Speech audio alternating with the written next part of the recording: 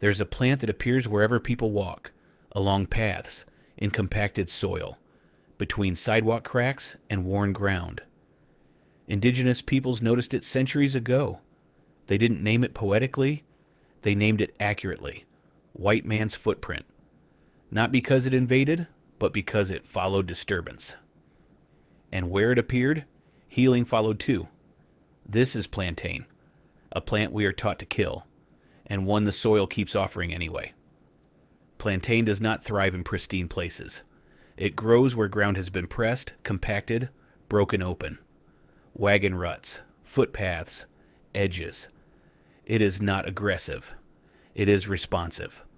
Where the land is stressed, plantain arrives. And people learned early that where it arrived, relief often followed. Nearly 2,000 years ago, Roman physicians wrote about plantain, not as folklore, but as instruction. Used externally, used gently, used reliably. Centuries later, medieval monasteries cultivated it deliberately. Leaves were crushed, teas were prepared, results were observed and passed down. When plantain crossed the Atlantic, indigenous peoples recognized its value almost immediately. Different cultures, same conclusions. That matters.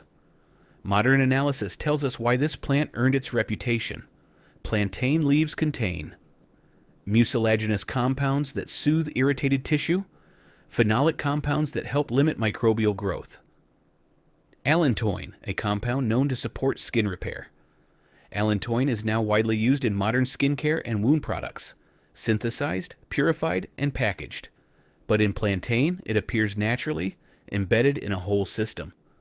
As lawns replaced mixed ground cover, plantain became inconvenient.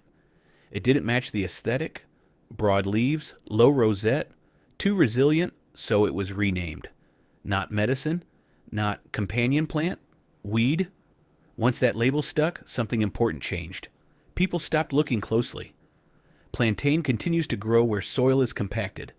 Its roots loosen ground. Its presence signals imbalance. Its leaves remain edible when young and nutritious when cooked.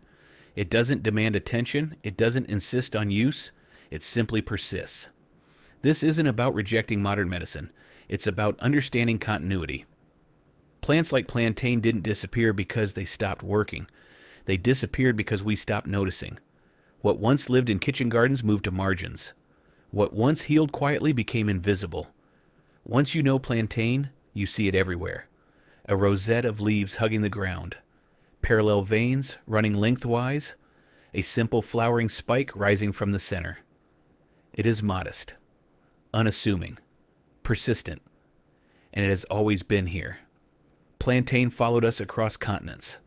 It grew where the land was disturbed and stayed where people needed resilience most. The soil remembers this plant, not as a miracle, not as a secret, but as something dependable. This has been what the soil remembers. Some plants don't need rediscovery. They need re-recognition. Look down once in a while. The ground is still offering help.